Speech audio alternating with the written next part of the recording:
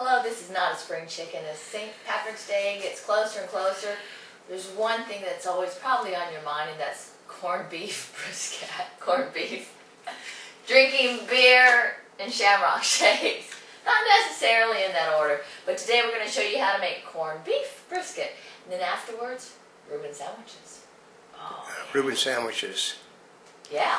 And Reuben sandwiches actually corned beef sliced thin with sauerkraut, cheese, and 1,000-ounce dressing, which we're also going to show you how to make. So there's actually 4 different ways to make corned beef, and you may actually have another idea. So if you've got another option, let us know. Number one that probably a lot of people are familiar with is just to put it in a pot and simmer it on the stove. A second way that's on the package is to go ahead and put it in the oven. And then another way is, what do you call this? That's electric skillet. An electric skillet. That's the third way. So those 3 ways, they all take about the same amount of time. And do you think they taste very different from one to the other? I think those 3 are about similar in taste. Do they? The difference is the 4th method. Okay. And the 4th method is by a crock pot.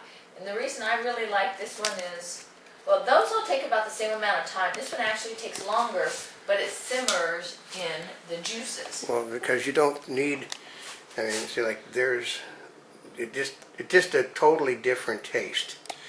I can guarantee you. It's a very full taste. Yeah, because you're just setting it, because what happens is you might have to add extra liquids to the other means of cooking.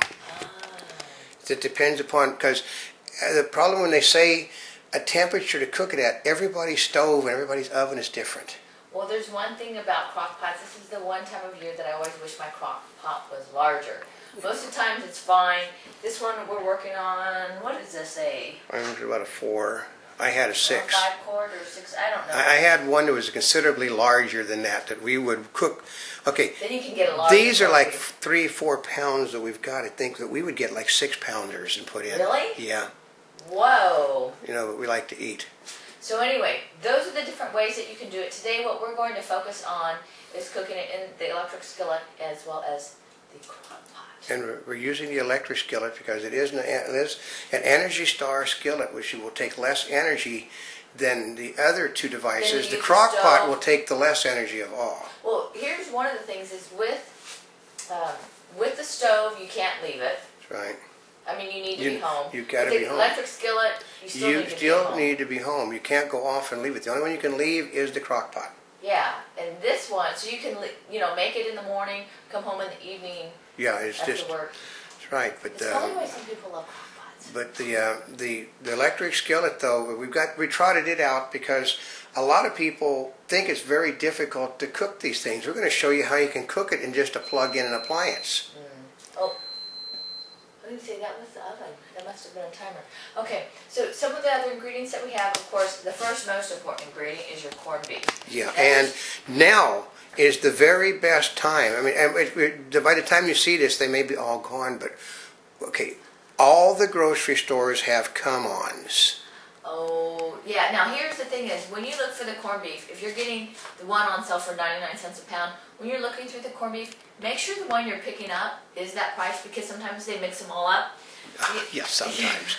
I will honestly tell you, I won't tell you where we got this, but where we got this, they were doing comparison buying, and one of the store managers just picked up things, and I told the store man, that's not the one that's on sale. She said, yes, it is. I said, no, it's not. Look at the price. The one that they had the 4 times as much as this put in the same pile, and she picked up 2 of them, and she was unhappy. Yeah, so just pay attention to the one that you pick up in the pricing.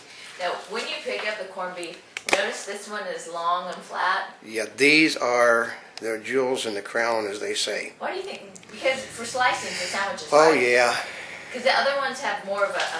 They're rounded and stuff. They're sort of the hump. They're hump. Yeah, but the flat ones are absolutely the best for slicing up. Yeah, and it's also actually easier. Yeah, in there. Because first of all, it's longer and well, you can get thinner versus the other ones that might be too with tall. the skillet. You can get a bigger roast in there than you can with the humped ones. Oh, with this size. Yeah, because it's that size. That's true. right. Okay, the other things that you need to make certain you have are, of course, cabbage. And, oh, I love cabbage with the corned beef. Onions. Oh, somebody got into the carrots. I know somebody that never put things around crew people because it's probably why we couldn't find the scissors. So. Carrots, potatoes. And red potatoes at this time of the year is almost always the best. Yeah, actually, the red potatoes do make a difference. It tastes Yeah. considerably better with this than, say, russets. Yeah. Russets are for baking. Red potatoes are for corned The beef. white potatoes don't taste the same unless you can get the little yellow butter potatoes. Those are good potatoes. Yeah. Okay, so here's the trick on this. I always thought that you cut this, rinse off the meat, throw in the juice as well. Now, actually, what you want to do, we're going to pour this over here. We're going to have to bring you over to the sink. Okay. We shall make them cookie. See, this is, we have more than one camera, but only one camera is set up on a tripod. So.